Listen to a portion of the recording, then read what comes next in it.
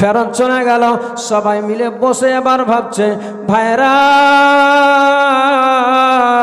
আমার মায়ার নবী দয়ার নবী এলান করেছে বেটি ফাতেমার বিয়ে দিবে। আমরা সবাই গেলাম একেবারে বিয়ের প্রস্তাব জানাতে। আমার নবী না বলে দিল। এবার বলো ভাই, বলো বলো, আমাদের কাছে আমাদের নিকটে সব থেকে প্রিয় হচ্ছে আমাদের নবী, আমার মায়ার নবী দয়ার নবীর প্রিয় হচ্ছে আমরা সাহাবী। আমাদের থেকে আর কোনো মানুষ আর কেউ ভালো প্রিয় হতে পারে না। ভাইরে, আমরা এত রকম প্রস্তাব দেওয়ার পরও নবী না বলে দিল। তার মধ্যে থেকে এক সাহাবী বলে, ও আমার ভাইরা, আমরা সবাই গিয়েছি, কিন্তু আমাদের মধ্যে থেকে একজন সাহাবী থেকে গিয়েছে যার নাম হচ্ছে হযরতে আলী। যেমনি এই কথা বলেছে সব সাহাবায়ে কিরামদের কান খাড়া হয়ে গিয়েছে। বলে ভাই রে, সত্যি তো বললে আমরা সবাই গেলাম রাসূলুল্লাহর দরবারে, কিন্তু হযরতে আলীর যাওয়া হয়নি। দেখো দেখো আলী কোথায় আছে। সবাই মিলে বেরিয়ে পড়লেন, আলী কোথায়? মসজিদে নববীতে গেলেন, আলী নাই। হযরতে আলী শেরে খোদাকে খোঁজার জন্য বাড়িতে গিয়ে দেখে বাড়িতেও নাই। যেই জায়গাতে যায়, যেখানেই খোঁজে সেখানেই পাওয়া যায় না আলীকে। খুঁজতে খুঁজতে দেখা যায় গ্রামের বাইরে একটা জায়গায়, মদিনার বাইরে এক গাছতলার নিকটে হযরতে আলী শেরে খোদা ওই গাছের ছায়াতে শুয়ে আরাম করতে আছে। যেমনি দেখেছে নবীর সাহাবী গেলেন, বলে ও আলী, আজ আমরা সবাই সাহাবা যত আমার নবীর সাহাবী আছে, আমরা সবাই পাগলের মতো খুঁজতে খুঁজতে তোমারে এত বেচেন হয়ে গিয়েছি, কিন্তু তোমারে পাওয়া যায় না। আলী, মসজিদে নববীতে খুঁজলাম, বাড়িতে খুঁজলাম, যত আমাদের আত্মীয় স্বজন আছে সবার নিকটে গেলাম, তোমার ব্যাপারে কেউ বলতে পারে না, কেউ জানে না যে তুমি কোথায় আছো। ও আলী, এই গাছতলার নিকটে কেন এমনি করে তুমি শুয়ে আছো? হযরতে আলী শেরে খোদা বলতে লাগলেন, কেন কেন তোমরা আমারে সবাই মিলে কেন এমনি করে খুঁজতে লেগেছ? বলে ভাই রে, আমার নবী মায়ার নবী দয়ার নবী কামলিওয়ালা নবী বেটি ফাতেমার বিয়ের প্রস্তাবের জন্য বিয়ে দিবে বলে সবাই জানো আমরা ভালো করে। হযরতে আলী বলেছিলেন, হ্যাঁ তা তো আমারও জানা আছে। বলে আলী, ও আলী, ও ভাই, আমরা সবাই গেলাম নবীজির নিকটে, আমার নবী না বলে দিয়েছে। ভাইরে, তুমি ছাড়া আর কেউ নাই আমাদের মধ্যে, আর কেউ বাকি থাকেনি। আমাদের মন বলে তুমি গেলে হয়তো আমার নবী তোমার বিয়ের প্রস্তাবে রাজি হয়ে যাবে। যেমনি এই কথা বলেছে, হযরতে আলীর হাতখানা ধরে নিয়ে চলে গেলেন। সব সাহাবায়ে কিরাম যেই জায়গাতে বসে আছে, হযরতে আলী শেরে খোদাকে সেই নিকটে নিয়ে গিয়ে বলে সবাই মিলে, বলে ভাই আলী, আমাদের মন চাই, আমাদের মন চাই, আমরা সবাই মিলে বলতে চাই, তোমার একটাই কথা বলতে চাই। বলো বলো, কি বলবে? ভাই রে, রাসূলুল্লাহর নিকটে গেলাম বিয়ের প্রস্তাব নিয়ে, আমার নবী না বলে দিয়েছে। এবার তুমি যদি যাও হয়তো আমাদের মন বলে তুমি গেলেই আমার নবী রাজি হয়ে যাবে। ও আলী, তাই আমাদের মন বলে তুমি যদি যেতে বড় ভালো হতো, বড় খুশি হতাম। হযরতে আলী সেই সময় বলেছিলেন, ও আমার ভাইয়েরা, ও আমার আত্মীয় স্বজনেরা, তোমরা সবাই ভালোভাবে জানো আমার একটা ঘর নাই, একটা বাড়ি নাই, একটা থাকার মতো কোনো জায়গা নাই। ভালোভাবে যা ছিল সব মক্কাতে, ঘর বাড়ি জমি জায়গা রাসূলুল্লাহর মুহাব্বতে সব ছেড়ে চলে এসেছি মদিনাতে। ভাইরে, এই অবস্থাতে এখন আমারে কেমনি করে যেতে বলছো রাসূলুল্লাহর বেটি ফাতেমার বিয়ের প্রস্তাব নিয়ে যেতে? না, আমার দ্বারা সম্ভবপর হবে না। ওই রাসূলুল্লাহ দোজাহানের বাদশার বেটির প্রস্তাব দিতে যাব, এটা আমার দ্বারা সম্ভবপর হবে না। সবাই সেই সময় বলেছিলেন, ও আলী, ও আলী, আমরা জানি তোমার প্রতি আমার নবীর কত মায়া কত দয়া, তোমারে আমার নবী কত ভালোবাসে আমাদের জানা আছে। ও আলী গো, আমরা সবাই ভালোভাবে জানি তোমার ব্যাপারে আমার নবী তোমাকে কতটা ভালোবাসে। যেই নবী বলেছে আনতা আখি ফিদ দুনিয়া ওয়াল আখিরা, আমার নবী বলেন ও আলী তুমি আমার দুনিয়া এবং আখিরাতে ভাই হয়ে গেলে। ও আলী আমরা সবাই জানি ভালো করে আমার নবী তোমারে কতটা ভালোবাসে। তুমি গেলেই আমার নবী রাজি হয়ে যাবে, আমার নবী নারাজ হবে না, না বলবে না, তোমার প্রস্তাবে আমার নবী খুশি হয়ে যাবে।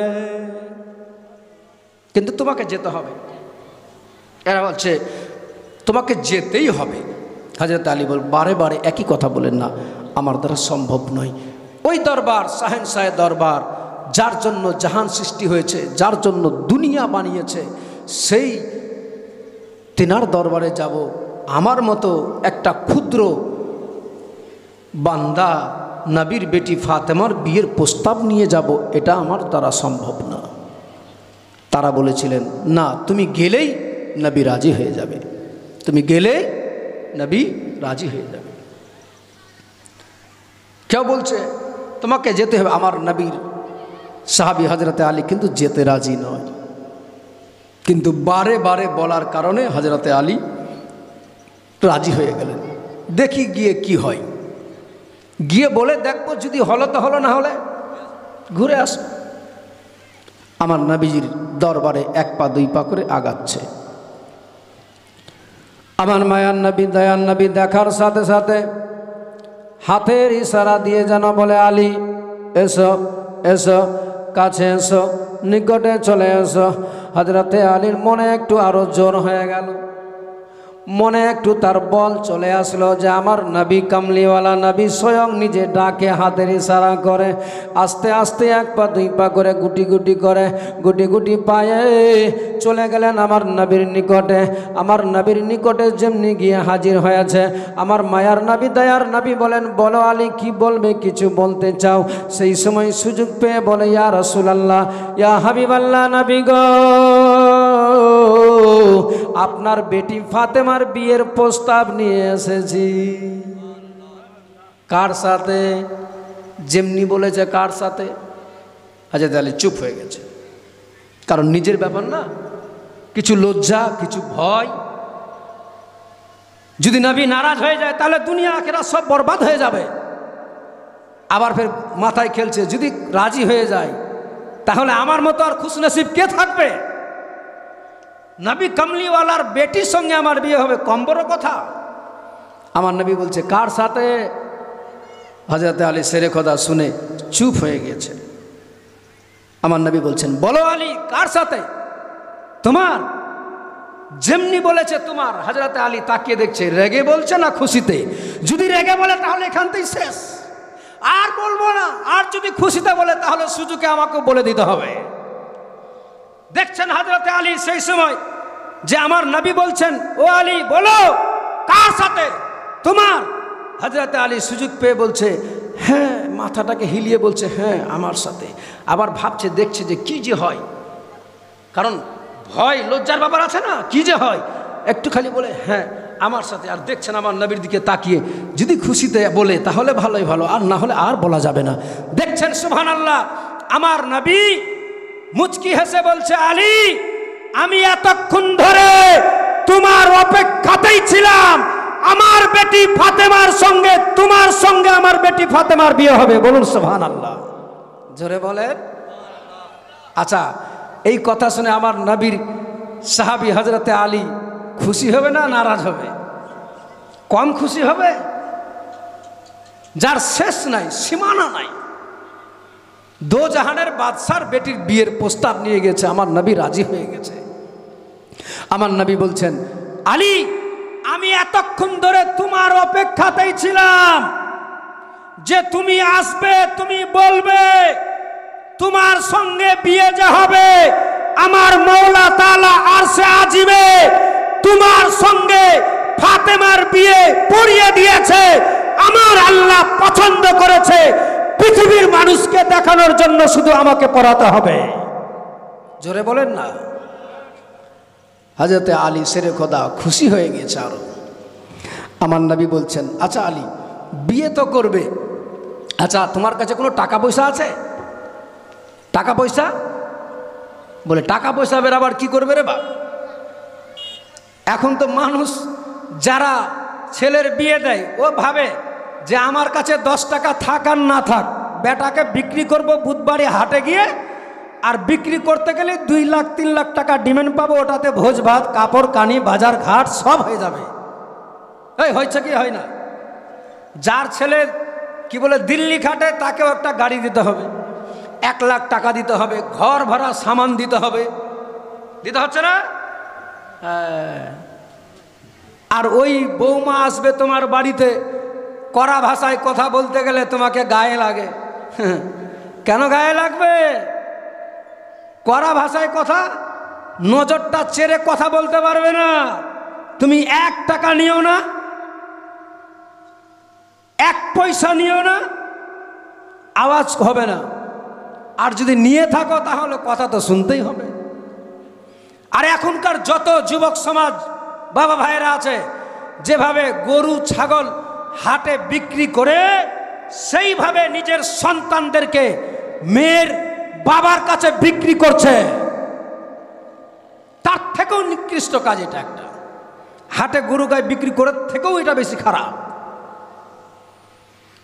নিজের পয়সা নাই, পরে টাকা নিয়ে ওই মেয়ের বাপ কোথা থেকে আনবে দেখে লাভ নাই। ও চুরি করবে না, জমি বিক্রি করবে না, জায়গা বিক্রি করবে না, বাড়ি বিক্রি করবে না, নিজের পেট কাটে কিডনি বিক্রি করবে, কোনো দেখে লাভ নাই, টাকা লাগবে। এটাই এখন মানুষের নৈতিকতা হয়েছে। আমার নবী জিজ্ঞেস করছেন, আলী বিয়ে তো করবে, কিছু টাকা পয়সা আছে? কিছু আছে? তো হযরত আলী বলছেন, ইয়া রাসূলুল্লাহ, ইয়া হাবিবাল্লাহ, নবী গো, যা আছে আপনার সব জানা, যা ছিল আমার ওই মক্কাতে সব কিছু আপনার মহব্বতে ছেড়ে চলে এসেছি মদিনাতে। আমার কাছে আর কিচ্ছু নাই, শুধুমাত্র একটা লোহার বর্ণ, যাকে লোহার জেরা বলা হয়, লোহার পোশাক, আর একটা ঘোড়া আছে, তাছাড়া আর কিছু নাই আমার কাছে। আমার নবী বলেছিলেন, ও আলী, এই মায়েরা শুনো, মন দিয়ে শুনেন, কথা বলবে না। আমার নবী দো জাহানের বাদশাহ বলেছিলেন, এক কাজ করো আলী, ঘোড়াটা রেখে দাও, যুদ্ধের ময়দানে কাজে লাগবে, তবে এই লোহার বর্ণটা জেরাটাকে বিক্রি করে দাও। কারণ বিয়ে করতে গেলে তো কোনো কিছু না কিছু একটু তো লাগবে নাকি? না হলেও শিরনি নিতে হবে, কিছু কাপড় ধুরির ব্যাপার আছে, দেনমোহরের ব্যাপার আছে, লাগবে তো বটে কিছু। অতএব তুমি ঘোড়াটাকে রেখে দাও, এই লোহার বর্ণটা পোশাকটাকে বিক্রি করে দাও। যেমনি বলেছে আমার নবীর সাহাবী হযরত আলী শেরে খোদা, সঙ্গে সঙ্গে লোহার পোশাকটা, কাপড়টা আমার নবীর হাতের মধ্যে তুলে দিয়েছে। বলুন সুবহানাল্লাহ। আমার নবী সেই সময় ওই লোহার বর্ণটাকে, পোশাকটাকে নিয়ে তাকাচ্ছেন, আর সব সাহাবীরা দেখছে। নবীজি আমার বলছেন, ও আমার সাহাবারা, কে নিবে তোমরা এই লোহার বর্ণটাকে, এই পোশাকটাকে? আমার আলী বিক্রি করতে চাই, দিয়েছে আমার হাতে, কে তোমরা নিতে পারো? আমার হাত থেকে দাম উঠছে। কে নিয়েছিল বলবো, জানা আছে আপনাদের? হ্যাঁ, কজনে জানা আছে? একটু হাত দেখান তো, কয়জন জানে? আচ্ছা, একজনই জানে, বাস। তাহলে আপনি চুপ করে থেকে যান, আপনি ফ্রিতে ফ্রিতে পাস। বাকিটি যারা জানে না, আমি বলবো, আজকে একটা কথায় আছে, যার শুরুতেই ভালো তার সব ভালো হয়। আজকে প্রথম রাত্রিতে যখন এসে বসেছেন, আওলাদে নবী, নবী খানদারের মোহাব্বতে, ভালোবাসাতে যখন বসতে পেরেছেন, সেই মোহাব্বতটাকে নিয়ে আজকে একটু এই জান্নাতি বাগানে, একটু জান্নাতি খাতায় একটু নাম লিখাতে পারবেন? 100টা করে টাকা হবে 5টা আল্লাহর বান্দার কাছে। কি কাপড়টা কে নিয়েছিল বলবো আপনাদের সামনে, 100 টাকা। এই যে একজন মিঠুন ভাই রাজি হয়ে গেছে, 100 টাকা। আর কারো কাছে? এখন নাই, কালকে দিবে, কালকে হবে না, পরশু দিবে। 100 টাকা একটু দাও চট করে, বাস 2 মিনিট শুধু। ওইদিকে কি বলে বিশু মিস্ত্রি সাহেব, 100 টাকা। এই তো 3টা হয়ে গেল। আমার ভলেন্টিয়াররা কেত গেল রে ভাই, এই যে মামা আমার দিয়েছে, বাবু মামা দিয়েছে 100 টাকা, মাশাআল্লাহ। দেন তো তাড়াতাড়ি করে। মা বোন আপনাদের কাছে যদি থাকে তাহলে দেন, আর যদি না থাকে তাহলে কোনো ব্যাপার না। ওই যে মাশাআল্লাহ 500, মাশাআল্লাহ। কি চাচির ফুপুর নাম যে কি আছে, নামটা ভুলে যাচ্ছি, কি নাম আছে ফুপুর? ওনার নাম কি আছে? ওনার নাম কি আছে? আল্লাহর স্ত্রী শরীফা। হ্যাঁ, বলছেন কে নিবে তোমরা বলো? সব সাহাবা একরাম বসে দাঁড়িয়ে আছে আমার রাসূলুল্লাহর সামনে। বাহ, দাও। এই দেখো, এই যে আমার মা বোনদের পক্ষ থেকে হাত ভরা দান চলে এসেছে। বাহ বাহ, 100 টাকা লিখে রাখো, কালকে দিবে। হ্যাঁ, নিতে পাবো নবীর হাত থেকে দো জাহানের কি বলে দ্বারা, হাত দ্বারা। কমসম ব্যাপার, দোকানে খরিদ করা এটা আলাদা ব্যাপার, কিন্তু যার জন্য জাহান সৃষ্টি হয়েছে সেই কামলিওয়ালা মদিনাওয়ালা নবীর হাত থেকে পাবো, এর থেকে আর খুশির বিষয় কি হতে পারে? ডাক শুরু হয়েছে, কেউ বলে 50 টাকা, কেউ বলে 100 টাকা, কেউ বলে 200 টাকা। তখন তো টাকার হিসাব ছিল না, রিয়াল দিনার।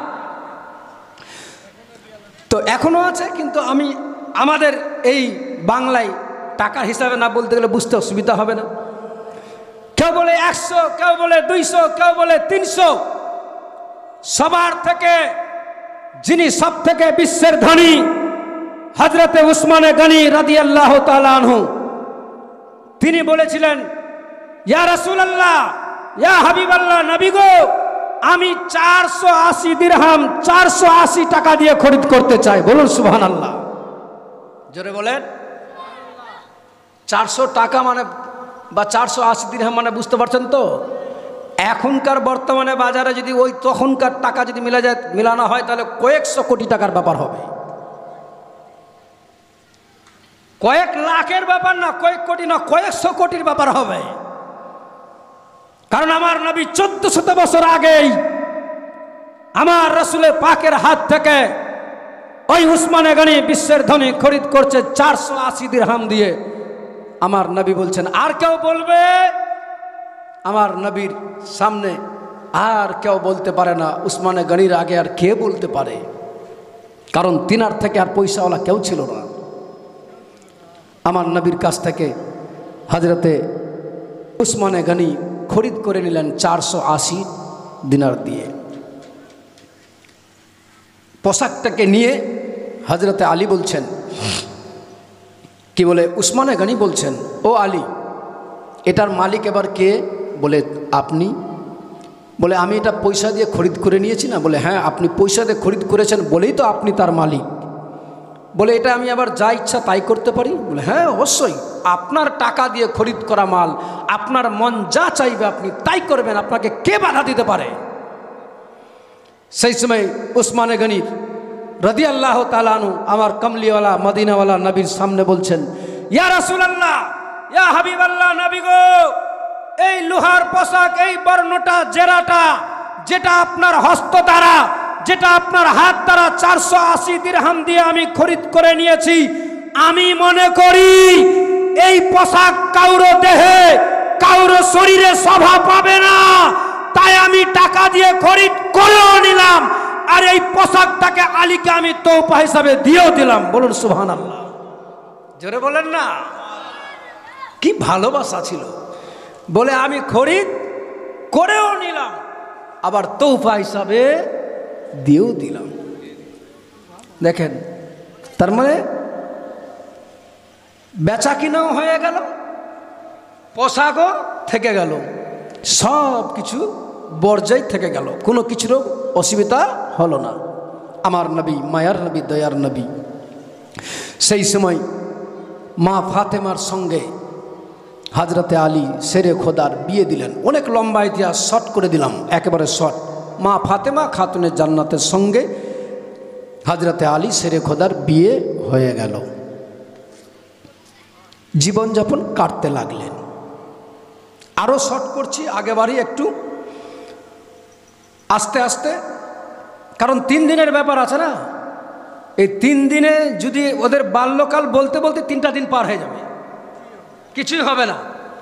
অতএব এই জন্য সব কিছু ছেড়ে সামনের দিকে বাড়তে হবে, তাহলে একটু বোঝা যাবে। জীবনযাপন কাটতে কাটতে হযরত ইমাম হাসান দুনিয়ায় আসলেন, বলুন সুবহানাল্লাহ। তার 1 বছর পরে ইমাম হুসেন রাদিয়াল্লাহু তাআলা আনহু তিনিও আসলেন। একবার সুবহানাল্লাহ হবে না? একটু জোরে বলেন। এই হাসান হুসেন এই নামটা আমার নবীর নাতি যখন এসেছিল তখন থেকে শুরু হয়েছে, তার আগে পৃথিবীতে কারো নাম ছিল না। আর আসলে থাকবে কি করে? এই নামটা তো মানুষের তৈরি করা নয়, এই নামটা আল্লাহ তাআলা স্বয়ং জান্নাত থেকে জিবরিল আমিন দিয়ে পাঠিয়েছে। জোরে বলেন। এই জন্য বলা হয় সাব্বির সাব্বা, মানে ভালো, আর সাব্বির অতিরিক্ত ভালো। আল্লাহ তাআলা জান্নাত থেকে এই নাম দিয়ে পাঠিয়েছিলেন। সাব্বা মানে হাসান হুসেন, এই নামটাকে আমার আল্লাহ তাআলা পছন্দ করে আমার নবীর কাছে পৌঁছিয়েছিলেন। এই ইমাম হাসান হুসেন রাদিয়াল্লাহু তাআলা আনহু আস্তে আস্তে বড় হতে লাগলেন। কি হচ্ছেন? বড় হচ্ছে। আমার নবী দোজাহানের বাদশাহ, মায়ার নবী, দয়ার নবী প্রত্যেকটা সময় নিজের জাঙে কোলে নিয়ে সাহাবা একরামদেরকে বুঝাতেন, ও আমার সাহাবারা, দেখো দেখো, তোমরা যদি আমাকে চাও, তোমরা যদি আমাকে ভালোবাসতে চাও, তোমরা যদি আমাকে খুশি রাখতে চাও, তোমরা যদি আমাকে সন্তুষ্ট করতে চাও, তোমরা যদি আল্লাহর নৈকট্য লাভ অর্জন করতে চাও, তোমরা যদি আল্লাহকে খুশি করতে চাও, তাহলে গেলে এই আমার নাওয়াসা, এই আমার জানের জান, এই আমার কলেজার টুকরা হাসান আর হুসেনের প্রতি মোহাব্বত ভালোবাসা অন্তর থেকে রাখতে হবে। তোমরা যদি আমার হুসেনকে ভালোবাসতে পারো, আমার হাসানের প্রতি মোহাব্বত রাখতে পারো, তাহলে আমি খুশি হব, আর আমি খুশি হলে আল্লাহ তাআলা স্বয়ং তোমাদের প্রতি রাজি হয়ে যাবে। আমার নবী প্রত্যেকটা মুহূর্তে নিজের উম্মতিদেরকে বুঝাচ্ছিলেন, ও আমার উম্মতিরা, জীবনে সব করবে, কিন্তু আমার আওলাদ, আমার নাওয়াসাদের প্রতি মোহাব্বত ভালোবাসার কোনো যেন কমি না থাকে, কারণ তারাই জান্নাতে ঢুকাবে, তারাই জান্নাতের গেটে থাকবে। তোমার মোহাব্বত যদি থাকে তোমার অন্তরে তিনাদের, তাহলে সেই হুসেন, সেই হাসান তোমাকে জান্নাতে না নিয়ে শান্তি পাবে না। আর যদি খালি কি বলে ওই হুসেনের মোহাব্বত খালি মুখে বলো, অন্তরে না থাকে, লাভের লাভ কিছু হবে না। দেখেন আমার নবী দোজাহানের বাদশাহ, কমলিওয়ালা নবী, মায়ার নবী, দয়ার নবী মসজিদের নববীতে আছে। আমার নবীর নাতি বাড়িতে আস্তে আস্তে বড় হয়ে যাচ্ছে। খালি একটু বাল্যকালের যেহেতু বলতে বলেছে, এটুকু বলে সামনে চলে যাব। মাত্র 5-6 বছর বয়স, আমার নবীজি খুতবা দিচ্ছেন। কতটা ভালোবাসে নবীজি আমার বুঝাচ্ছে পৃথিবীর মানুষকে। ইমাম হুসেন বলছেন, মা, ওগো মা, নানার কাছে যেতে চাই। জানি না বাবা, তোমার নানা এখন বাড়িতে হবে না মসজিদে হবে, দেখি গিয়ে। বেরিয়ে পড়লেন ইমাম হুসেন রাদিয়াল্লাহু তাআলা আনহু। নানা নানা নানা নানা বলে, বাড়িতে গিয়ে যেন দেখছে নানা নাই বাড়িতে। বাড়ি থেকে বেরিয়ে চলে গেলেন, বলে, নানা গো, অগো নানা, তুমি কোথায় আছো? তোমারে কোথায় পাবো? বলে বারে বারে নানা নানা বলে ডাকে। দরওয়াজায় আওয়াজ দিল, কোনো সাড়া পাওয়া গেল না। আমার মায়ার নবী, দয়ার নবী যে বাড়িতে নাই, আমার নবীর নাওয়াসা হুসেন তা জানে না। যার ফলে হুসেন দেরি না করে বেরিয়ে পড়লেন বাবারে মসজিদে নববীতে। ওই মসজিদে নববীতে আমার নবী খুতবা দিচ্ছিলেন, যেই জায়গাতে সমস্ত সাহাবা একরাম বসে আছে, আমার নবী খুতবা পরিধান করে। সেই সময় আমার নবীর নাওয়াসা ইমাম হোসেন পিছন থেকেই বলে, নানা গো, ওগো নানা নানা নানা একটা কথা বলি নানা, আমার নবী খুতবা পড়তে পড়তে বাবারে খুতবা পরিধান করতে করতে হঠাৎ করে দৃষ্টি পড়ে গেল, নজর পড়ে গেল আমার নবীর নাওয়াসা জানের জান হোসেনের দিকে পড়ে গেল। আমার নবী দেখতে পাই আমার নাতি হোসেন যেন পড়তে উঠতে যেন এক পা দুই পা করে ঠাকুর টুকুর করে যেন হাঁটতে হাঁটতে চলে আসে।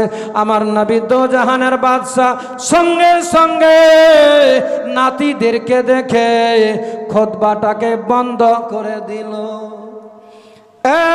মুসলমান ও আমার মা বোনেরা শুনে যান, রাত্রিবেলা আমার নবীর কত ছিল ভালোবাসা, আমার নবী কেমন ভালোবাসতেন নিজের উম্মত উম্মতিদেরকে, সারা পৃথিবীর মানুষকে বোঝাচ্ছে দেখো দেখো আমি আজকে হোসেনের জন্য আমার নাওয়াসা নাতিদের জন্য আমি তাদেরকে কতটা ভালোবাসি, কতটা ভালোবাসি যে খুতবা পড়তে পড়তে খুতবাটাকে বন্ধ করে আমি আগে চাই আমার নাওয়াসাকে নিজের বুকে টেনে নিতে। বারাদার ও আমার মায়েরা মন দিয়ে শুনেন, আমার মায়ার নবী দয়ার নবী খুতবাটাকে রেখে দিলেন মেম্বারে, রেখে দিয়ে সাহাবা ইকরামদেরকে বলে একটু সরে যাও, একটু সরে বসো। সবাই আমার নবীর হাতের ইশারাতে সরে গেল। আমার নবীজি সামনে দিকে বাড়তে লেগে গেল, বাড়তে গিয়ে দরওয়াজার সামনে দেখা যায় আমার নবীর নাওয়াসা ইমাম হোসেন যেন দাঁড়িয়ে আছে। আমার নবীজি দেরি না করে সঙ্গে সঙ্গে আমার নবী হোসেনকে বুকের মধ্যে তুলে নিলেন। বাবারে সব সাহাবা যত ছিলেন মসজিদে নববীতে সবাই তাকিয়ে তাকিয়ে যেন দেখছেন ওই দিকে আমার নবীর দিকে, আর যেমনি নবীর দিকে তাকায় হঠাৎ করে যেন তারা দেখতে পায় নবী কামলিওয়ালা মদিনাওয়ালা নবী নিজের নাওয়াসাকে বুকের মধ্যে লাগায়। বেরাদার মুসলমান ও আমার মায়েরা, আমার মায়ার নবী দয়ার নবী নিয়ে নিলেন নাজির নাতিকে কোলের মধ্যে তুলে নিয়ে কোনো দেরি না করে মেম্বারের নিকটে নিয়ে এসে বসিয়ে দিলেন নিজের জায়গাতে। আর বলছেন ও আমার সাহাবারা, তোমরা আজকে মনে রাখো ভালোভাবে, যারে আমি খুতবা পরিধান করতে করতে বন্ধ করে যারে বুকে তুলে নিয়ে আসলাম তোমাদের নিকটে, একটা কথা মনে রাখবে, তোমার রসুলকে তোমার নবীর প্রতি তোমাদের যদি মুহাব্বত থাকে, বেশি যদি ভালোবাসো, তাহলে আমার এই নাতি জানের জান হোসেনের প্রতি তোমাদেরকে মুহাব্বত করা লাগবে। বাবারা, আমার নবীজি বলে দিয়ে খুতবা পরিধান করে নামাজের সময় হয়ে গেল, নামাজের সবাই দাঁড়িয়ে গেল। নামাজ আমার নবীজিও তাকবীর বলে নামাজের মধ্যে দাঁড়িয়ে গেল। আমার নবীর নাওয়াসা জানের জান হোসেন আমার নবীজির পাশে দাঁড়িয়ে থেকে গেল। বাবারা, আমার নবী দো জাহানের বাদশা সিজদায় চলে গেল।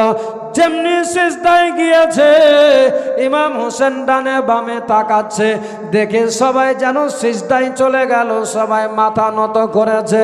আমার নবীর নাওয়াসা যদিও ছোট্ট বাচ্চা, মাত্র 5-6 বছর বয়স, আমার নবীজি সিজদায় ছিল। সেই সময় ওই হোসেন আর দেরি না করে আমার নবীর কাঁধের মধ্যে পিঠের মধ্যে চেপে গিয়েছে। আমার নবী যেমনি নবীর পিঠে চেপেছে, আমার নবীর মনে পড়ে গেল আমার নাতি আমার কাঁধে চেপেছে। আচ্ছা বলেন তো, আপনি বাড়িতে নামাজ পড়বেন, নামাজ পড়তে পড়তে ছোট্ট বাচ্চা আপনার উপরে কোনো সময় চেপে যাবে, দেখবেন সামনে সিজদার সামনে আবার বাচ্চাটা এসে বসে যায়। আমার মায়ার নবী দয়ার নবী সিজদার মধ্যে আছে, ওইদিকে আমার হোসেন আকা আমার নবীজির বুকের কি বলে পিঠের মধ্যে চেপে আছে। আমার নবীজির সিজদাটাকে লম্বা করে দিয়েছে। আমার নবী ভাবে, আল্লাহ, আমার হোসেন এখন আমার উপরে, আমি যদি এখন মাথাটাকে তুলে নিই তাহলে আমার হোসেন পড়ে যাবে, আর আমার হোসেন পড়ে গেলে কষ্ট পাবে, আর আমার হোসেন কষ্ট পেতে গেলে আমি দুঃখ পাবো। আল্লাহ গো, আজকে আমার পিছনে অনেক সাহাবায়ে কেরাম সবাই নামাজ পড়ে, আজ আমার জন্য তাদেরকেও সিজদা লম্বা করে দিতে হবে। আসলে সিজদা লম্বা করতে হচ্ছে একমাত্র নবীর নওয়াসা হোসেনের জন্য। আমার মায়ার নবী দয়ার নবীর সিজদাতে আমার নবীজি মনে মনে ভাবে, যতক্ষণ পর্যন্ত আমার হোসেন না মাথা হাসকি বলে পিঠ থেকে নেমেছে, আমি সিজদা থেকে মাথা তুলব না, ততক্ষণ পর্যন্ত আমার নবী সুবহানা রাব্বিয়াল আলা, সুবহানা রাব্বিয়াল আলা, সুবহানা রাব্বিয়াল আলা পাঠ করতে আছে। আর আমার হোসেন নবীর কি বলে পিঠের উপরে চেপে বসে আছে। দীর্ঘক্ষণ থাকার পরে হোসেন নিজে নেমেছে, তারপরে আমার নবী সিজদা থেকে মাথা তুলেছে। অনেকক্ষণ পর মাথা তুলল, আমার নবীজি সালাম ফিরালেন। হোসেন বসে আছে, দেখছেন। কারণ হোসেন তো তখনই দেখছিল যে আমি আমার নানার পিঠে, আমার নানা মাথা সিজদা থেকে তুলছে না, তো কেউ বাকিগুলো কেউ তুলে না, কারণ তারা তো ইক্তেদা করেছে ইমামের পিছনে, তাই না?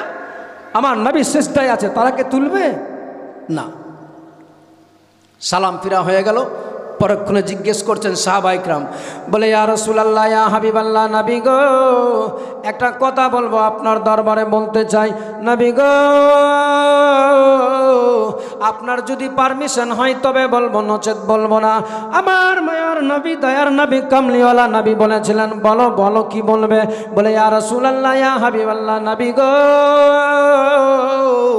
এতদিন আপনার পিছনে নামাজ আদায় করলাম, আমরা নামাজ পড়লাম আমরা, কিন্তু নবী গো আজ যা সিজদাটাকে লম্বা দীর্ঘক্ষণ ধরে আপনি সিজদায় পড়ে থাকলেন, যার ফলে আমাদেরকে একবার নয় ৭২ বার সুবহানা রাব্বিয়াল আলা, সুবহানা রাব্বিয়াল আলা তাসবিহ পাঠ করতে হয়েছে।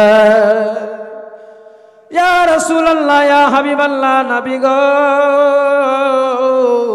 আজ থেকে কি আমাদেরকে এমনি করে ৭২ বার পাঠ করতে হবে না? সেই সময় আল্লাহর ওহী নাজিল হচ্ছিল গো নবী। আমার নবী সেই সময় বলেছিলেন, ও আমার সাহাবারা, তোমরা যে দুটা কথা বলেছো দুটার মধ্যে কোনোটাই না। বলে ইয়া রাসূলুল্লাহ, ইয়া হাবিবাল্লাহ, নবী গো তাহলে কি কারণে সিজদা এতক্ষণ লম্বা হয়ে গেল?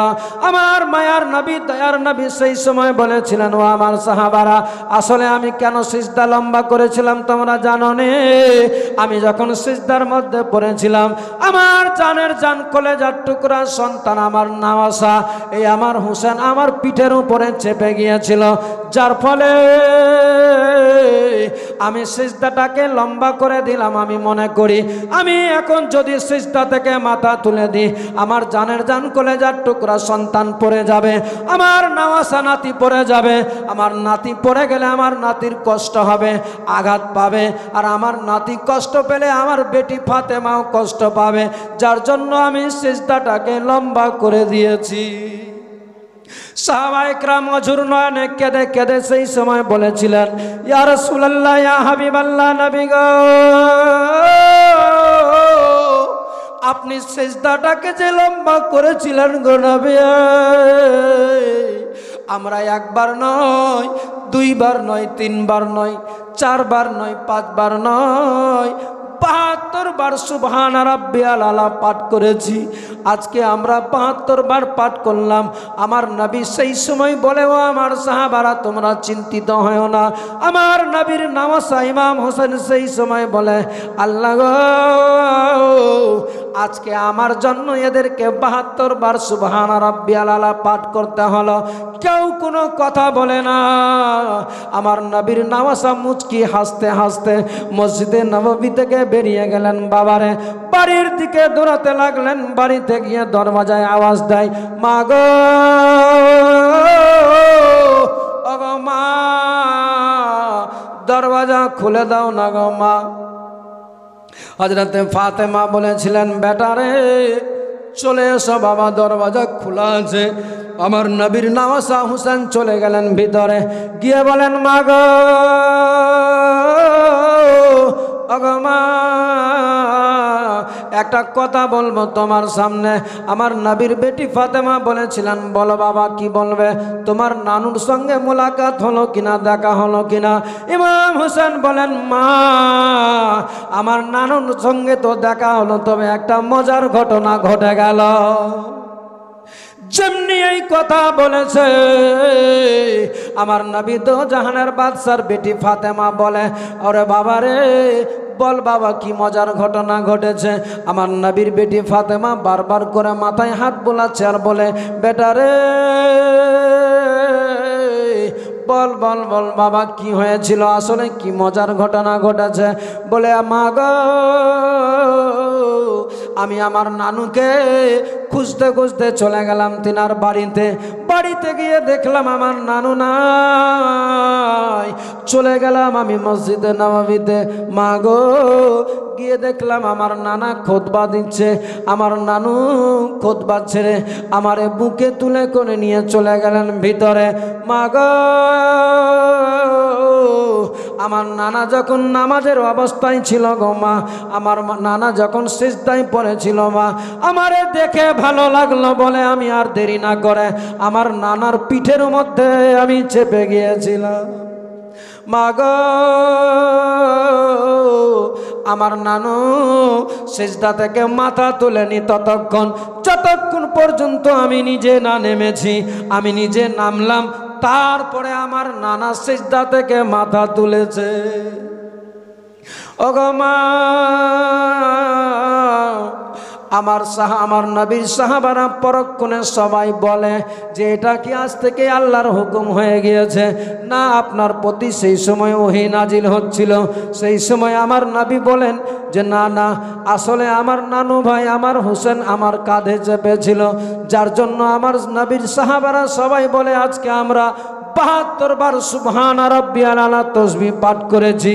যেমনি এই কথা বলেছে, নবীর বেটি ফাতেমা নিজের সন্তানকে বুকের মধ্যে জড়িয়ে ধরে বলছেন, বেটা রে খবরদার খবরদার এই ভুল আর করবে না জীবনে। কেন মা, কি করলাম গো মা, যার জন্য তুমি আজকে আমারে বাধা দিচ্ছ এমনি করে? বলে, বেটা তুমি জানো রে, আজকে তুমি বাড়ি থেকে চলে গেলে নানার বাড়িতে, পেলে না সেখানে গেলে মসজিদে নববীতে নামাজের অবস্থাতে তোমার নানা ছিল সিজদায় পড়ে, আর তুমি চেপে গেলে তোমার নানার পিঠে। তুমি নিজে না নামাকালীন তোমার নানার নামে সিজদা থেকে মাথা তুললো না রে বাবারে। তুমি নিজে নামলে, তারপরে তোমার নানা সিজদা থেকে মাথা তুলেছে, যার ফলে ৭২ বার সুবহান রাব্বিয়াল আলা পাঠ করতে হয়েছে। এই ৭২ বার সুবহান রাব্বিয়াল আলা পাঠ করার কারণে কত সাহাবাদের কত কষ্ট হয়েছে, কতজন কত রকমের কষ্ট পেয়েছে। ও বাবারে, ভুল করবে না এমন আর জীবনে যাবে না তুমি নামাজের অবস্থাতে। যেমনি এই কথা বলেছে, আমার নবীর নামাজের আরো যেন দুঃখ যেন মনে চলে আসলো, যেন আসমান ভেঙে মাথায় যেন পড়ে গেল। বলে, ওগো মা, আজকে আমি বুঝতে পেরেছি মা, আজকে তোমার বাবার কাঁধের উপরে চেপেছিলাম, তোমার আব্বার পিঠের উপরে চাপার কারণে তোমারও মনে কষ্ট হয়েছে, কিন্তু তুমি জানো নে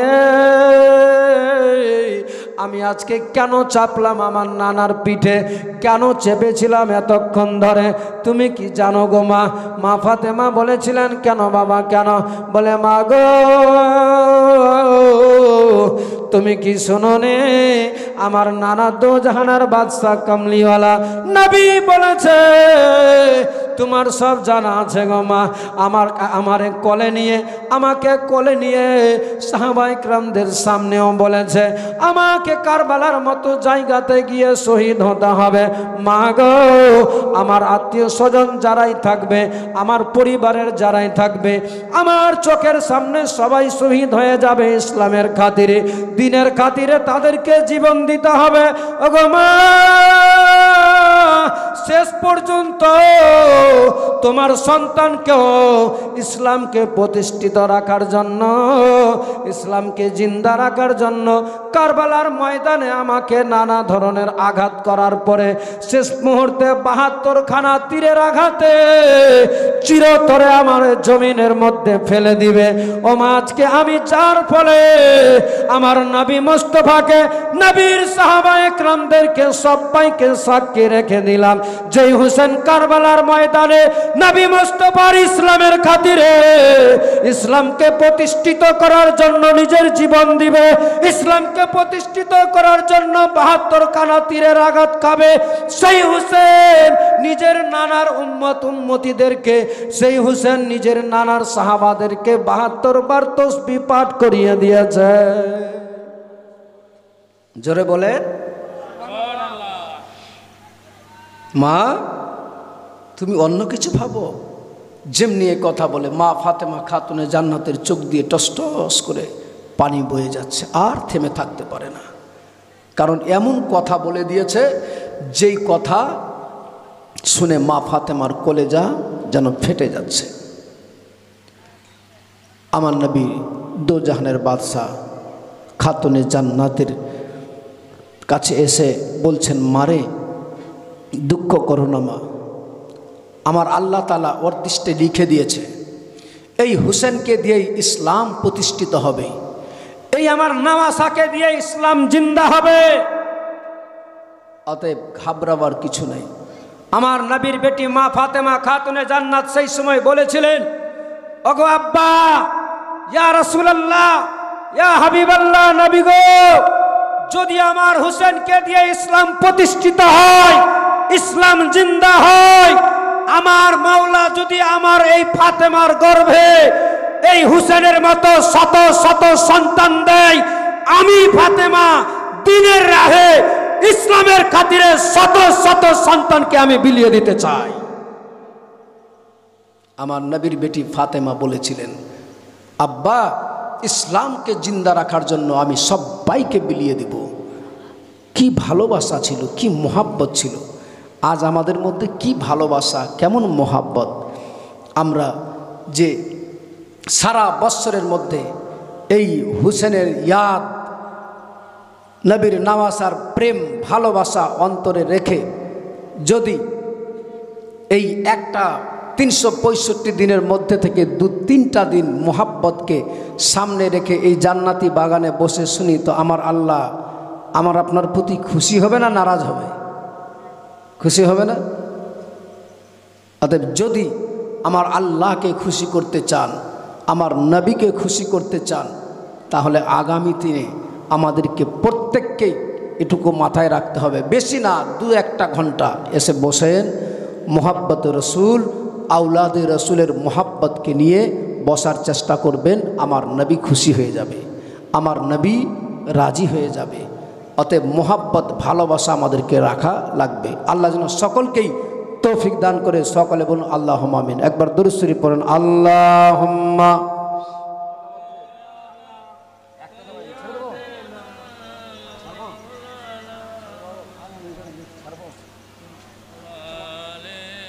ওয়ালা আলে সাইয়্যিদিনা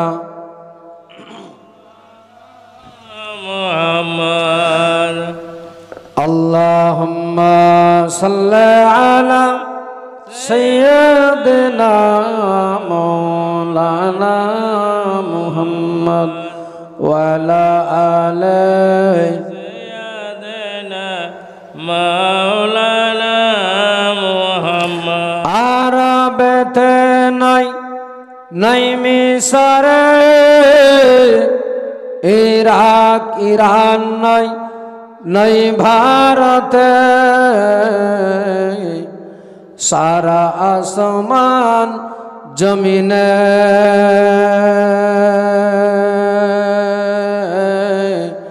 নবী মুস্তাফা कंडारिए पार पारे नबी मुस्तफा आरबते नहीं मिसरे इराक ईरान नहीं भारते सारा आसमान जमीने नबी मुस्तफा কান্ডারিয়ে পার পারে নবী মুস্তাফা তোর পাহাড় মোসা খোদাকে দেখার করিলেন আশা তোর পাহাড় মোসা খোদাকে দেখার করিলেন আশা এক নূরের ঝলকে কালিমের হারালো যে সব দিশা রহমত আলাম মোর নবীজির শান রহমত আলাম মোর নবীজির শান সারা আসমান জমিনে নবী মুস্তাফা কান্ডারিয়ে পার পারে নবী মুস্তাফা আরবেতে নয় নয় মিসরে ইরাক ইরান নয় নয় ভারতে সারা আসমান জমিনে নবী মুস্তাফা কান্ডারিয়ে পার পারে নবী মুস্তাফা। শুনবেন আরো? হ্যাঁ, গত হলেই 10 তারিখের রাত পড়ে যাবে। 10 তারিখ রাত গত হলে দিনের শুক্রবারের দিন, যে শুক্রবারে কারবালা ঘটেছিল। আপনারা জানেন যে আমার নবীর নওয়াসা ইমাম হাসান হুসেন এরা আস্তে আস্তে বড় হলো। এদেরকে আমার নবীর নওয়াসা জানের জান কলেজার টুকরা সন্তানরা আস্তে আস্তে বড় হলেন। নবীর বেটি মা ফাতেমা খাতুনে জান্নাত দুনিয়া ছেড়ে দিলেন। আমার নবীও দুনিয়া ছেড়ে দিয়েছিল। খুব মন দিয়ে শুনবেন, পুরো 2 দিন 4 দিনের ঘটনাকে 2-1 মিনিটে বুঝাই। আমার নবী দোজাহানের বাদশাহ আমার নবীর নওয়াসারা যখন বড় হলেন, আস্তে আস্তে নবীজিও দুনিয়া ছেড়ে বিদায় হয়ে চলে গেলেন। নবীজির দুনিয়া ছাড়া, দুনিয়া থেকে বিদায় হওয়ার মাত্র 6 মাস পরেই নবীর বেটি মা ফাতেমা খাতুনে জান্নাত তিনিও দুনিয়া থেকে বিদায় হয়ে চলে গেলেন। আমার নবীর নওয়াসারা বড় একা হয়ে গেল। এনারা আস্তে আস্তে বড় হলো। আমার নবী দোজাহানের বাদশার নাতি নিজের আব্বার কাছে হজরতে আলী শেরে খোদার কাছে থাকতে লাগলেন। যে হজরতে আলী ইসলাম প্রচারের কারণে মানুষকে সঠিক বার্তা দেওয়ার জন্য মদিনা থেকে চলে গিয়েছিলেন কুফাতে। যেই কুফার মানুষ আমার নবীর সাহাবী হজরতে আলী হায়দারে কাররার মুশকিলে কুসা ইমাম হাসান হুসেনের বাবাকে কুফার জুম্মা মসজিদে নামাজের অবস্থাতে আব্দুর রহমান ইবনে মুলজিম নামে একজন তরবারির আঘাত করেছিল। যেই হজরতে আলী শেরে খোদা চিরতরে তিনিও দুনিয়া ছেড়ে দিল। আমার নবীর নওয়াসা 2 জন একা হয়ে গেল। যেই নবীর নওয়াসার পরে আপনারা শুনেছেন ইমাম হাসানকে বিষ দেওয়া হয়েছিল।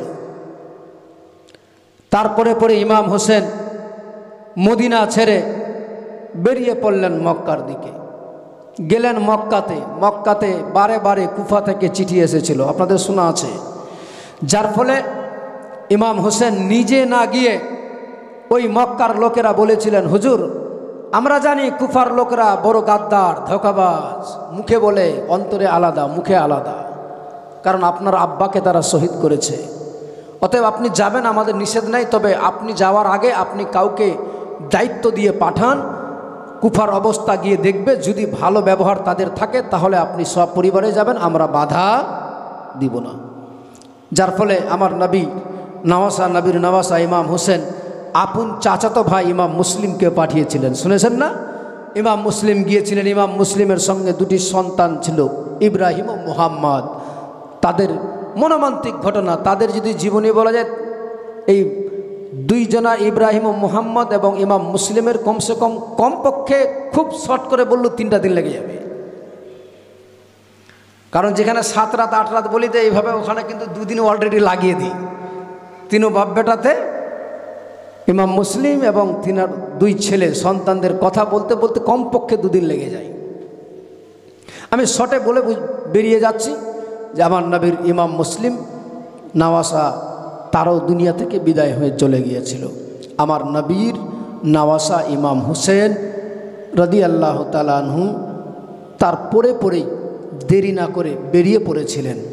যেই বিষয়ে আপনারা শুনেছিলেন, ইমাম মুসলিম চিঠি করেছিলেন ইমাম হুসেনের কাছে। মা বোনেরা বসো, বাস 10-15 মিনিট।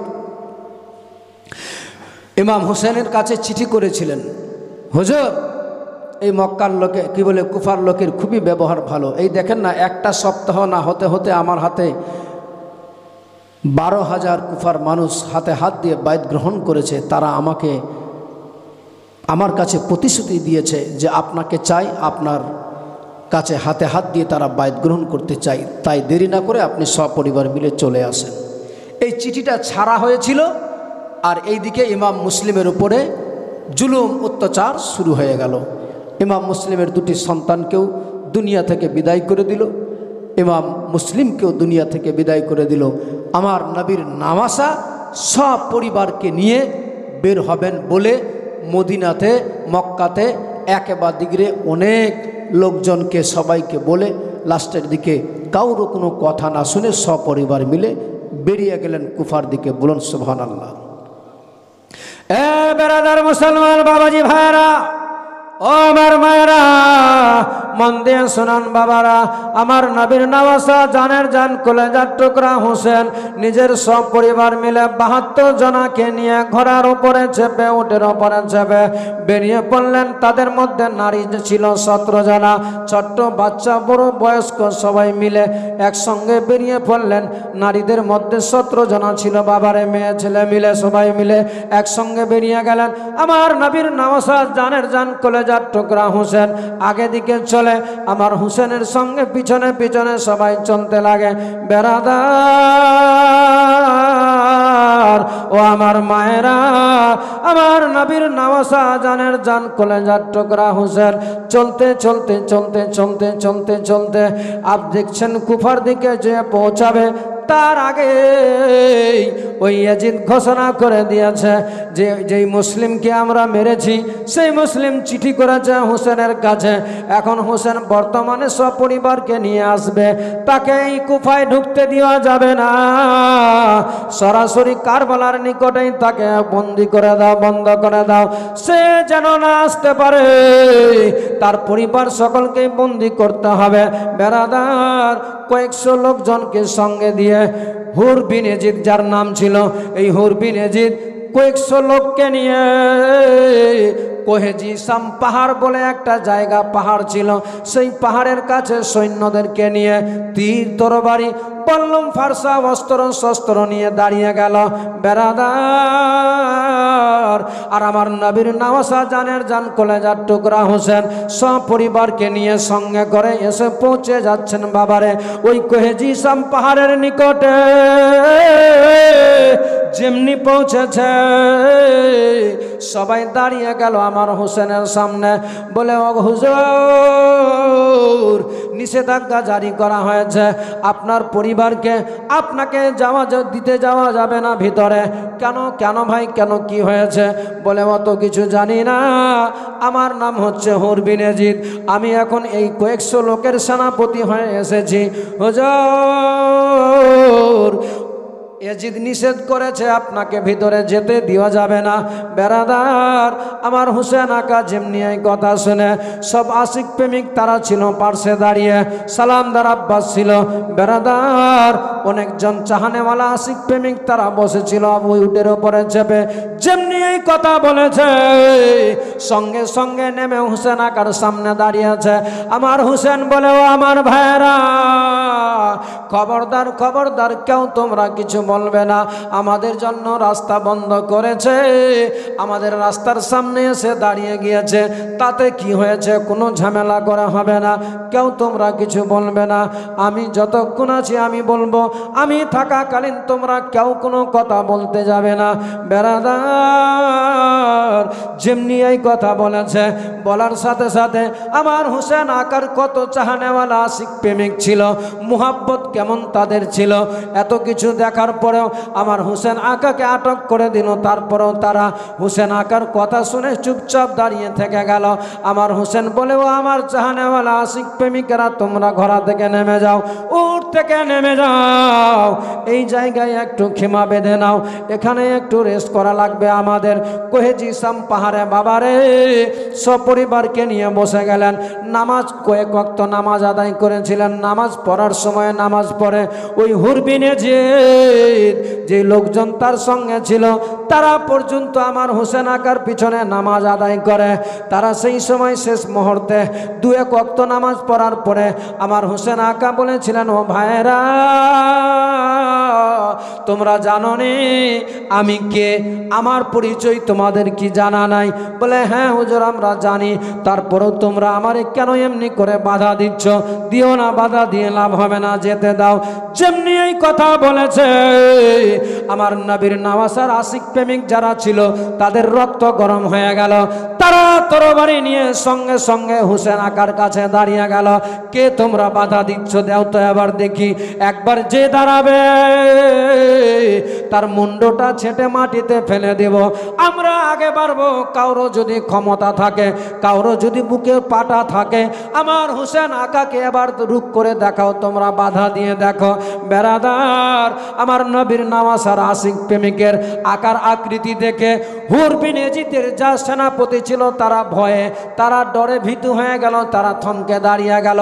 আমার হুসেনের আকা ধরো চলো মারো বলে হুসেন আকার লোকজন সবাই সামনে দিকে বাড়তে লাগলো।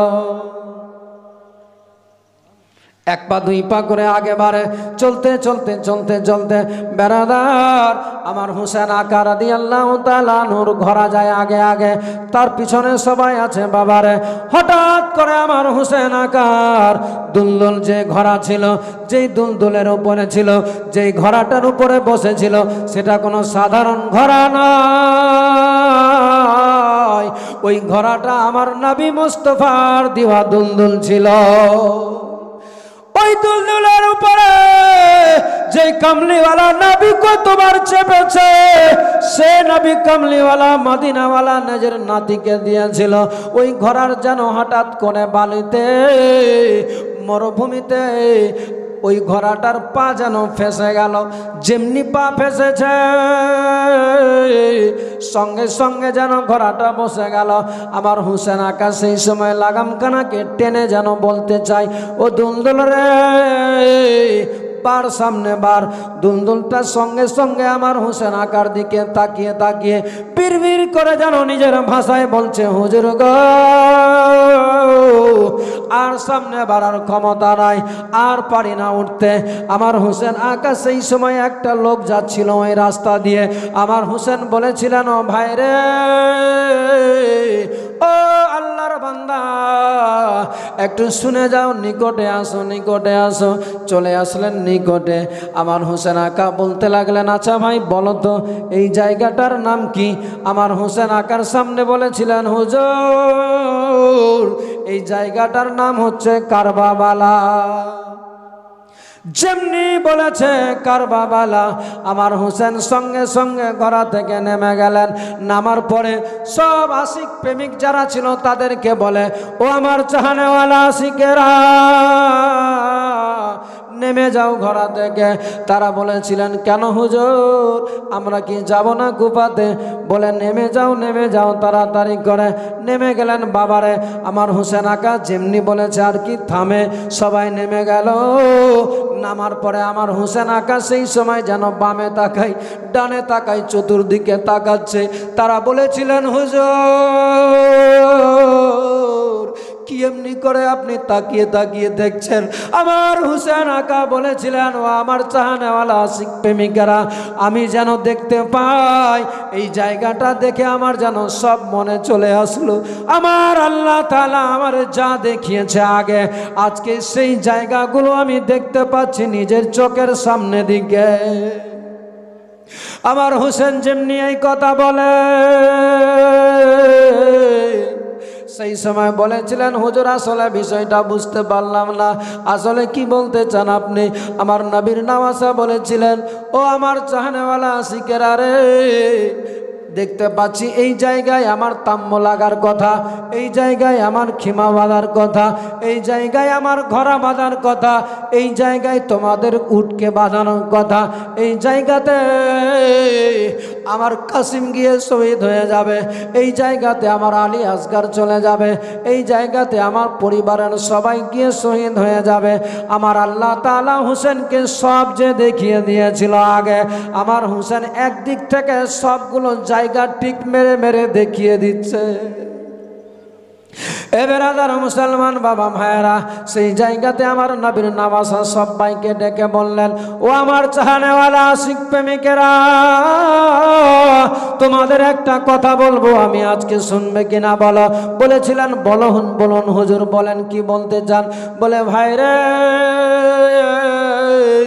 তোমরা আমার সঙ্গে মদিনা থেকে মক্কায় আসলে, মক্কা থেকে আমার সঙ্গে আবার চলে আসলে এখন পর্যন্ত এই কারবালাতে। ও ভাইরে, আসলে তোমরা আমার সঙ্গ দেওয়ার কারণে আমি বড় খুশি আছি, আমি বড় আনন্দিত। শুধু আনন্দ নয়, তোমাদেরকে কথা দিচ্ছি আমি, তোমরা এখান থেকে ফেরত চলে যাও, আমি তোমাদেরকে আমার নবী মোস্তফাকে বলে জান্নাতে নিয়ে যাব। ব্রাদার মুসলমান বাবারা, যেমনি এই কথা বলেছে, সবাই হাত জোর করে কাকুতি মিনতি করে বলে, হুজুর, ওগো আকা, আমরা ওই জান্নাতে যাব না, ওই জান্নাতে যেতে চাই না গো হুজুর। যেই জান্নাতে গেলে আপনাকে ছেড়েও গিয়ে যদি জান্নাত পাওয়া যায়, ওই জান্নাতে যেতে রাজি নয় হুজুর। আমরা তো সেই জান্নাতে যেতে চাই যেই জান্নাতে যাওয়ার আগে আপনার মুহাব্বতে, নবীর আওলাদের মুহাব্বতে নিজের জীবনটাকে কারবালার ময়দানে বিসর্জন করে আমরা জান্নাতে যাব। হুজুর, আমরা আমাদের নিষেধ করিয়েন না আপনি, আমাদেরকে যেতে বলিয়েন না আপনি, আমরা যাব না, আমরা জীবন দিয়ে দিব। আমরা আপনার পরিবারের আগে নিজের জীবন দিতে চাই, আপনার পরিবারের প্রতি যেন কোনো একটু আঁচ না লাগে। আমরা নিজের সাপোর্ট ঢাল হয়ে দাঁড়িয়ে যাব আপনার পরিবারের সামনে। আমার নবীর নওয়াসা বলেছিলেন, লাভ হবে না, হবে না, হবে না, হবে না, কোনো লাভ হবে না রে ভাই রে। তাই আমি বলতে চাই, তোমরা কেউ বাঁচতে পারবে না এই কারবালার মতো জায়গাতে, সবাইকে তোমাদের জীবন দিতে হবে। যার ফলে আমি বলতে চাই, আছে এখনো সুযোগ আছে তোমাদের হাতে। আমি কথা দিচ্ছি, আমার নবী মুস্তাফাকে বলে তোমাদের আমি জান্নাতে নিয়ে যাব রে ভাই। আজ তোমরা আমার সবাই ছেড়ে চলে যাও। তারা বলেছিলেন, হুজুর, আমরা জীবন দিতে রাজি আছি, আপনারে ছেড়ে যাব না। সটে বলি, বাবা রে, আমার নবীর নওয়াসা সেই সময় বলেছিলেন, ও আমার ভাইয়েরা, তোমরা কেন মানছো না, কেন বুঝছো না, কেন মানতে রাজি হচ্ছ না? এত রকম বলার পরেও তারা মানল না, শুনল না, কোনো মতেই মানতে রাজি হলো না। লাস্টের দিকে নারীদের দলে গেলেন। যে আমার নবীর খানদানের যারা ছিল, মা জাইনাব ছিল, শহর বানু ছিল, মা সকিনা ছিল, এ বাবারা সবাই বসেছিল খেমার ভিতরে। ইমাম হোসেন গিয়ে বলেন, ও শহর বানু রে,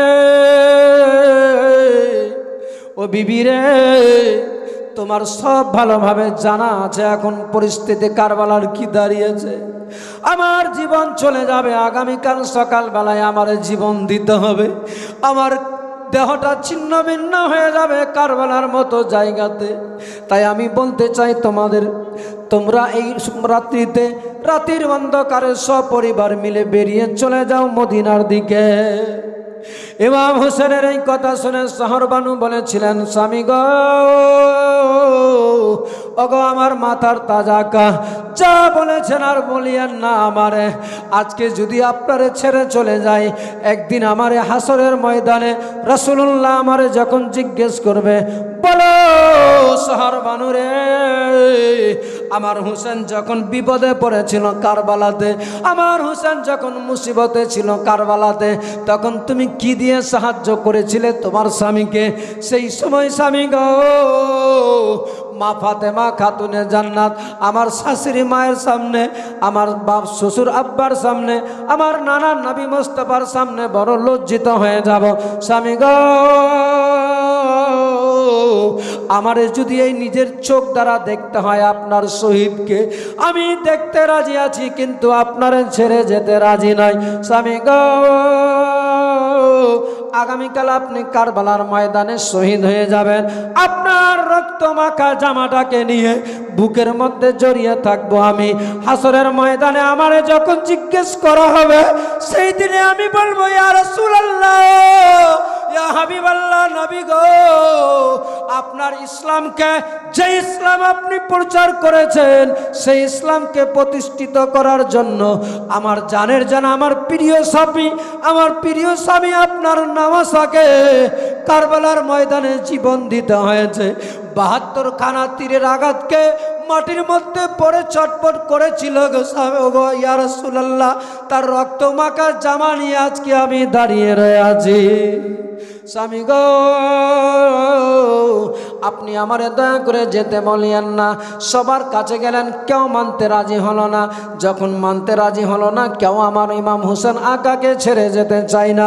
সেই সময় আমার হোসেন আকা বলেছিলেন, সালামদার আব্বাসকে বলেছিলেন, ও আব্বাস, ও ভাই আব্বাস, তুমি জানো ভালোভাবে এই লোকজন যারা আছে, এরা এত আমার আশিক প্রেমিক হয়ে গিয়েছে, তারা আমারে ছেড়ে যেতে চায় না।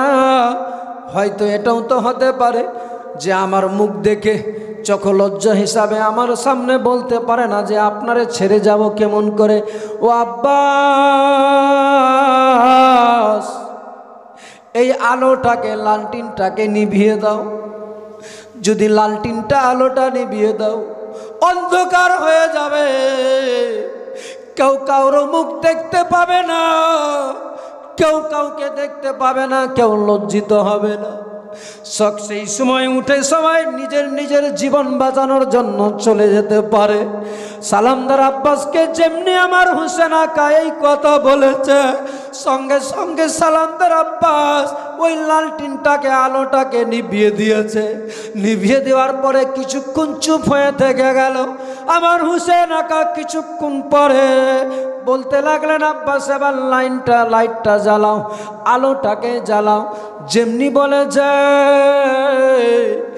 কয়েক মিনিট পর, আধেক ঘন্টা পরে, যেমনি আলোটা জ্বালিয়েছে, যেমনি চারাকটা প্রদীপটা জ্বালিয়েছে, আমার হোসেন আকা যেন দেখতে পাচ্ছে যে যেখানে বসেছিল, যেই অবস্থাতে হোসেনের মোহাব্বতে, সেইভাবেই বসেই আছে। আমার হোসেন বলেছিলেন, ও আমার প্রেমিকেরা, তোমরা কেন শুনছো না, কেন মানছো না, কেন বুঝতে চাচ্ছ না আজকে আমার কথা? তারা বলেছিলেন, হুজুর, আমরা কোনো কথাই মানতে চাই না, জীবন দিতে হলে জীবন দিব, আপনার পরিবারের চতুর্দিকে আমরা ঢাল হয়ে দাঁড়িয়ে থেকে যাব, নিজের বডিতে তীর তরবারির আঘাত নিব, আমরা নিজে হাসতে হাসতে জীবন দিয়ে চলে যাব, তবেই আমরা ধন্য হতে পারবো, তার আগে আপনারে ছেড়ে আমরা যাব না। আমার হোসেন আকা সেই সময় বুঝতে পেরে গিয়েছিলেন যে এদের মধ্যে কি মোহাব্বত, প্রেম, ভালোবাসা আছে। আমার হোসেন বলেছিলেন, যখন তোমরা শুনছো না, যখন তোমরা মানতে রাজি নয়, তাহলে একটা কাজ করো, আজ এই রাতটা গল্প গুজব করে লাভ হবে না। আমার হোসেন আকাই কথা বলতেই ছিলেন, আর ওই দিকে যে 22,000 সৈন্য লোকেরা ছিল, তারা ওই সময়, ওই মুহূর্তেই ধরো, মারো, কাটো স্লোগান শুরু করেছে। আমার হোসেন আকার কানে আসলো। হোসেন আকা বলতে লাগলেন, আব্বাস দেখো তো তারা কি চায়। সালামদার আব্বাস তাদের নিকটে গেলেন। ও ভাইয়েরা, কি ব্যাপার তোমরা এই রাতের অন্ধকারে, গভীর রজনীতে, গভীর রাত্রিতে ধরো মারো কাটো কেন? বলছে অত কিছু বলে লাভ নাই, হোসেনকে গিয়ে বলো এজিদকে যদি মানে তাহলে ভালো, না হলে এক্ষুনি যুদ্ধের জন্য প্রস্তুতি হতে বলো। সালামদার আব্বাস আর দেরি না করে হোসেন আকার নিকটে গেলেন। আমার হোসেন আকাকে বলে, হুজুর আকা, তারা এক্ষুনি যুদ্ধ করতে চায়, নচেত এজিদকে মেনে নিতে বলছে। আমার হোসেন আকা বলেছিলেন, যা তাদেরকে গিয়ে বল, যদি যুদ্ধ করতেই হয়, যদি তাদের সঙ্গে লড়াই করতেই হয়, তবে আজ নয়, এই রাতটুকু নয়, আগামীকাল সকাল থেকে হবে। এই রাতটুকু আমাদেরকে যেন সময় দিয়ে দেয়। বলুন সুবহানাল্লাহ। আমার হোসেন আকা যেমনি বললেন, সালামদার আব্বাস গিয়ে বলছেন, ও আমার ভাইয়েরা, ও কারবালার লোকেরা, কুফাবাসীর লোকেরা, একটা কথা বলবো, শুনবে? বলো কি বলতে চাও? বলে আমার হোসেন আকা বলেছেন যে মিথ্যুককে সমর্থন করেনি, করবে না। যদি সমর্থন করত তাহলে মদিনা ছাড়তে হতো না, যদি সমর্থন করত তাহলে গেলে আজ এখানে এসে এইভাবে থাকতে হতো না। জীবন যদি দিতেই হয় দিব, তবে আজকের রাতটুকু আমার হোসেন আকা সময় চেয়েছে তোমাদের কাছে, আজ রাতটুকু সময় দিয়ে দাও, আগামী কাল থেকে সকাল থেকে যুদ্ধ হবে। তারা বলেছিল না, মানা যাবে না। তাদের মধ্যে থেকে কিছু লোক বলছে, আরে একটা তো রাতের ব্যাপার আছে, একটু রাতে 2-4 ঘন্টায় এরা আবার কি করে নিবে, সকালবেলায় দেখা যাবে, যা একটা রাত তো। বলে হ্যাঁ। চলে গেলেন ইমাম হোসেনের নিকটে, বলে হুজুর রাতটুকু দিয়ে দিয়েছে, রাতটা দিয়ে দিয়েছে, রাত দিয়ে দিয়েছে হুজুর, এই রাতটুকু কাজে লাগাতে হবে। আমার হোসেন আকা সেই সময় বলেছিলেন, দেখো এই রাতটা আমাদেরকে যে সময় নিয়েছি আমি কেন জানো? বলে কেন হুজুর? বলে গল্প গুজব করার জন্য নয়, সকালবেলায় আমাদের জীবন চলে যাবে, সবাই দেখবে নিজের চোখের সামনে কারবালার ময়দানে একেবারে দিকে যাবে, আর তারা শহীদ হয়ে তাদের বডিটাকে ফেরত করে নিয়ে আসতে হবে, লাশটা নিয়ে আসতে হবে। অতএব আজ রাতটুকু আমাদেরকে সময় দিয়েছে আল্লাহর ইবাদত করার জন্য। মন ভরে যত পারো তসবিহ পড়ো, তাহলিল করো, কোরআন তেলাওয়াত করো, নামাজ আদায় করো, আল্লাহর কাছে যা চাওয়ার তোমরা মন ভরে চাও, এতেই আমার আল্লাহ রাজি হয়ে যাবে, আর রাত জীবনে পাওয়া যাবে না। ওই রাত্রিতে, গভীর রাত্রিতে সবাই অঝুর নয়নে কেঁদে কেঁদে কোরআন তেলাওয়াত করছিলেন, কেউ নামাজ পড়ছিলেন। তারপরে সকালবেলায় কি হচ্ছে আগামীকাল ইনশাআল্লাহ তাআলা আপনাদের সামনে শোনাবো। তবে আগামীকালকে আপনারা যোগে ভাগে একটু আসার চেষ্টা করবেন, সকলে মিলে একটু দাঁড়িয়ে যান, ক্যাম্প করে নেন। ইয়া নবী